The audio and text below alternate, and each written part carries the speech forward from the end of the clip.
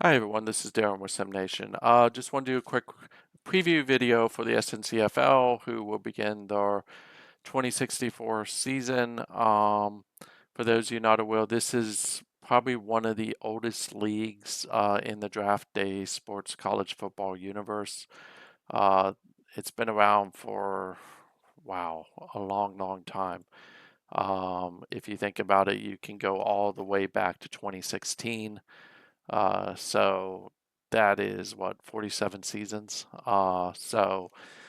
Think there are some coaches who have actually been with me the whole 47 seasons. So thank you to those coaches and all the new coaches. But um, this year will be interesting. We won't be on 2026 when we start the season. As you can notice, this is 2025. The main reason for that is I generally don't flip a version until I flip the season. So we were already into training camp when the new version was generally released, so I don't want to deal with bugs throughout the season. So in about 7 weeks, we'll convert over to 2026. If you're interested in 2026 league, there is GSNCFL, which is the 265 team league that combines both FCS and FBS. Love to have you over there. That is a 2026 league. Diving right in, if you look at the top 25, Stuart has two teams in the top five with UCLA and Michigan. Of course, UCLA is number one. Maryland comes in at number two. Skelter has two teams in the top six with Oklahoma State and Louisiana Monroe. Shark has um, the Georgia Bulldogs. The defending champion Matt comes in at number seven with Clemson. Invisible is at number eight. Shark's second team in the top 10 is Ohio State. Western Michigan, of course, used to be Stuart and now on CPU. They won't be at 10 by the end of the season unless someone takes them.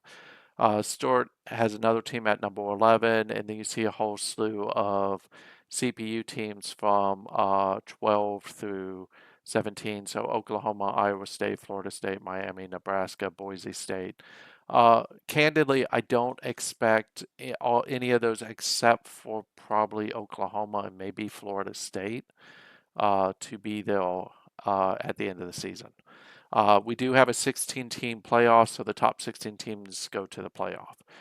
Louisiana Lafayette is Invisible Witness, Coastal is Shark. Those two teams will battle it out for the Sun Belt and potential playoff berth.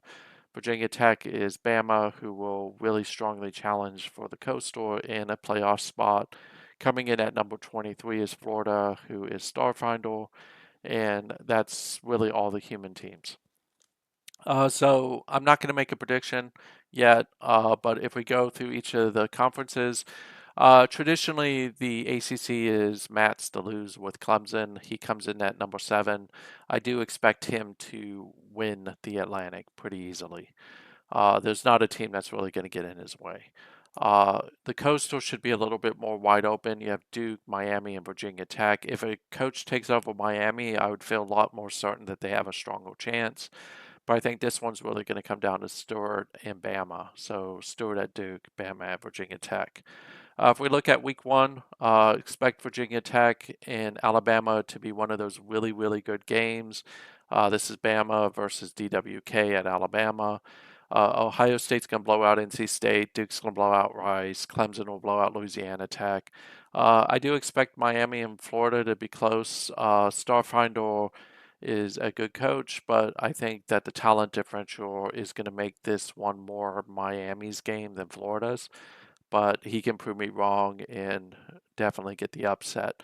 Washington should easily beat Boston College. If Memphis was actually being coached by Van this week, I would say Memphis should beat Virginia. In the AAC, really the teams to watch here are East Carolina, Cincinnati in the East, Memphis, Houston, and Southern Methodist in the West. Cincinnati is a DWK team. Memphis will be Van's team after this week. Southern Methodist is, of course, one of the newer coaches, Tony. So we'll see what he can do. I think that the West will largely be Van versus Tony. Houston traditionally has dominated this, but I don't think that they will this year.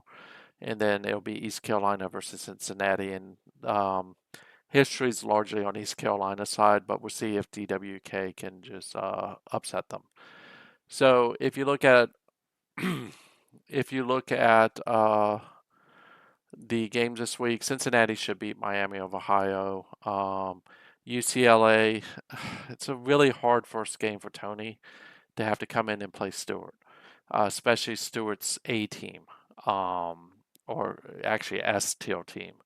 So I think that this one's going to get ugly, not because Tony's not a good coach, but because Stewart just has a massive talent gap that he's going to be able to use. Um, Auburn should really beat Temple. It would be cool if Tony upsets UCLA, and I'm not just saying that because I have Maryland, but that would be cool. So this game, I don't see SMU keeping it that close. I think UCLA is going to win this one by at least 2 or 3 touchdowns. Auburn should just completely destroy Temple. In the Big 12, you have Oklahoma State, who of course is Skelter. Oklahoma is a good CPU team if you want to take them. Same with Iowa State. Same with Colorado and Texas. If I remember correctly, West Virginia is vgorilla, so West Virginia immediately goes up the hill. vgorilla is one of the coaches I hold in probably some of the highest esteem. He's just traditionally been good at everything that he does. So I do think that he's going to get West Virginia on track really quick. If he doesn't do it this season, it'll be next season. But generally, the path to the championship leads through Oklahoma State in Oklahoma. Iowa State will compete, but without a CPU coach, I don't see them doing it. Colorado's going to slough off because I'm not coaching them anymore. Texas should be in the thick of things because they have a pretty solid team. Texas Tech, of course, is a zero to hero team for me, so we'll see if I can get them competitive really quick. We had a really good recruiting cycle, but I think really when I think about it at the end of the season, it's going to be Oklahoma State, Oklahoma, and West Virginia in the thick of things. So we'll get an indication in week 1 how good Colorado is because they play Louisiana Lafayette, who's invisible witness. Louisiana Lafayette's giving fits to Colorado. Baylor's going to get upended by Kevin and Rutgers pretty badly. That game won't be 4.5 points. It's going to be much, much more. And then you have Louisiana Monroe versus West Virginia. So Skelter versus vgorilla. This one should be a really good game to watch. The only thing that can contribute again is Louisiana Monroe has a significant talent differential, but I think vgorilla would know how to negate that. Michigan takes on Oklahoma State, so Stuart versus Skelter. This is like the game of the week, candidly. In week 1, you have the number 3 versus number 5. Hopefully, Oklahoma State does much better than they did against Oregon in real life. If you're an Oklahoma State fan, I'm just sorry for you. That's coming from a Maryland fan. And of course, Texas Tech is off this week. Moving over to the Big Ten, the East normally all routes lead through College Park at Maryland. Maryland is the preeminent team in the Big Ten. They haven't lost a championship in a while, but this may be the season. Shark has gotten Ohio State in good position. Kevin has a good, solid Rutgers team. Bama's at Indiana. Michigan State and Penn State, if I remember correctly, I think are both open teams. I could be wrong on that. I don't think I am. But it'll be Michigan, Ohio State, Rutgers, Maryland all competing for the East title, and we'll see how badly they beat each other up. If Maryland hadn't gotten Shaka Chung, who's a 5-star quarterback, I don't think that they would be competing for a title this year. So Nebraska is a CPU team if you're interested in taking them. The West is pretty wide open. I don't think that there is a human coach in the West anymore. So if you're interested in joining the Big Ten, the West is pretty wide open. Nebraska is a good team, so is Iowa, so is Wisconsin. But definitely whoever wins the West is going to get slaughtered by the person who wins the East. We talked about Ohio State, NC State already. Georgia State, if I remember correctly, is Stuart. They should beat Purdue relatively easy. Indiana, of course, is Bama. He should beat Notre Dame relatively easily. Rutgers will just really curb stomp Baylor. Coastal Carolina should beat Iowa relatively easy. I don't care what the spread says. Michigan, Oklahoma State. We talked about that game. That game is going to be a really good game to watch. Of course, Maryland is off in week 1. Conference USA wise, this one should be relatively interesting. I don't know that there is any human teams left in Conference USA. So if you want to come in and have an immediate impact in a conference, I would generally say that this may be the one to do it in. Just because there's no other competition here, and you should be able to pretty much uh, build your own little dynasty in that area. So I'm not going to go through with a lot, but generally it's Louisiana Tech, North Texas are the powers on the west side. On the east side, it's traditionally Marshall and Florida Atlantic. I would say probably Florida Atlantic and North Texas, with North Texas probably winning it. We talked about Duke Rice already, so I'm not going to talk about that again. Talked about Clemson versus Louisiana Tech. I'm just going to move on because I'll talk about Northern Illinois when I talk about the MAC. Notre Dame is traditionally the best team here, but I don't expect the Independents to do much this year. Now, when we get here, Western Michigan still is a power within the MAC, even without Stuart. They had a pretty good season. CPU thinks they're going to do really good this season. I personally don't see it, but um, that's just me.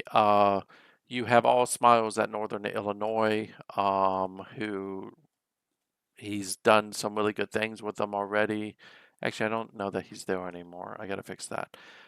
So really, you don't have anyone uphill and downhill. Really, Buffalo is the only team that currently is controlled, and that's my old Zero to Hero team that I'm trying to hold for a couple seasons to see if I can make them relevant. So they should beat Hawaii. Cal is, I think, Bama again. He should easily beat Bowling Green. And we'll just move here. So I think this will end up being Western Michigan versus Buffalo again, with probably Western Michigan winning that. When we talk about the Mountain West, traditionally this is Boise State, Colorado State territory. They have a tendency of really dominating that area. And then on the opposite side, it's really UNLV's to lose, even though I know they don't have them ranked very high. At the end of time, I think this will be Boise State versus UNLV. UNLV will probably win this one. Pac-12, the main teams to watch here, of course, are Stanford, Washington State, and Cal. Washington's getting better, but I don't think they're there quite yet. They need a little bit more time. I think Cal will probably win the North Division. Bama's had a pretty good track record there, and we'll see how that goes. UCLA is really the one to beat in the South. Van is still getting USC on track, so we'll be interested to see what he does this year. But all roads lead to the other team in LA other than USC, which means UCLA. Week 1, Georgia should beat Washington State pretty comfortably. Cal should beat Bowling Green. Washington over Boston College. UCLA over Southern Methodist. And I think that's just generally how it's going to stack out. Now, the SEC is going to be one of the more interesting conferences to watch, candidly, because there's a lot of moving pieces here. You, on this side, have 3 teams. On this side, you have 3 teams. Traditionally, this has been Louisiana Monroe versus Auburn. So Skelter versus Invisible. I do expect DWK to make this more competitive this year with Alabama. But really, it's going to come down to Louisiana Monroe or Auburn. I think Invisible is going to take it because he's got a really stacked team after what was essentially a whole shot with recruiting this year. Uh, All roads in the East traditionally lead through Athens with Georgia and Shark. Star Hunter will try to end that. Udo is at Tennessee. Udo tends to start pretty strong and then fade, so we'll see if he can stop that. But at the end of the season, I think it's going to be Auburn versus Georgia, and that one's too close to call. So we'll see who gets that one. Bama, I mentioned, versus Virginia Tech will be a really good game. Tennessee should beat Ohio relatively easy. We talked about that game. I think we've talked about all these games. So, and then of course in the Sun Belt, I'm taking a break from the Sun Belt this season. So really, you have Stuart at Georgia State, you have Louisiana Lafayette, and you have Coastal. So it's really going to be Louisiana, Lafayette, and Coastal. These Invisible and Shark have been going at it for a while now. I don't see it being any different. Probably a slight nod to Louisiana Lafayette this year over Coastal. Shark has a tendency of proving me wrong, so I won't be shocked if he does. Um, from a championship perspective this year, I think there'll be two teams from the Sun Belt. I think that there will be three teams from the SEC. There'll be one team probably from the Pac-12, Mountain West, probably one team. MAC, probably no teams. Conference USA, probably no teams. Big Ten, probably three teams, maybe four. And then Big 12, probably two teams. And AAC, maybe one. Atlantic Coast, maybe two. And I think if I'm going to predict a winner this year, I think it's going to be Auburn. I like really what um, Invisible did with his recruiting. Um, if we go to, let's see if I can see last season. If you just go to the details here, you'll get a sense of it really quick. Is he just had a lot of 5 stars, and these are not the crap 5 stars. These are really good 5 stars. So I like Auburn to win it. I think it's going to be like Auburn versus uh, probably either Auburn versus Clemson or Auburn versus Oklahoma State or Auburn versus UCLA. So one of those will probably be the game. People to keep an eye on is Shaka Chung, who's the freshman quarterback at Maryland. As you can see, he's really, really good. He should hopefully help Maryland, but there are other players to keep an eye on. I don't think Etheridge is going to start over the existing quarterback. Keep an eye on Cortez. He's a really good running back, and Stuart does a really good job of utilizing his running backs effectively. Um, Tight end wise, I think that Georgia's tight end is going to be pretty good as well. So it should be interesting to see how this plays out. If you're interested in joining us, I will be doing recap videos more often, and also just talking about how to play the game as best as you can. But the first game starts tomorrow night, and we run Tuesdays, Thursdays, and Saturdays. In about 7 weeks from now, we'll switch over to 2026. So thank you for your time tonight. This video went a little bit longer than I had hoped, but hopefully it gives you a sense of how competitive this year is going to be. I think this one's going to be probably one of the more wide open seasons. Have a great night. Talk to you soon.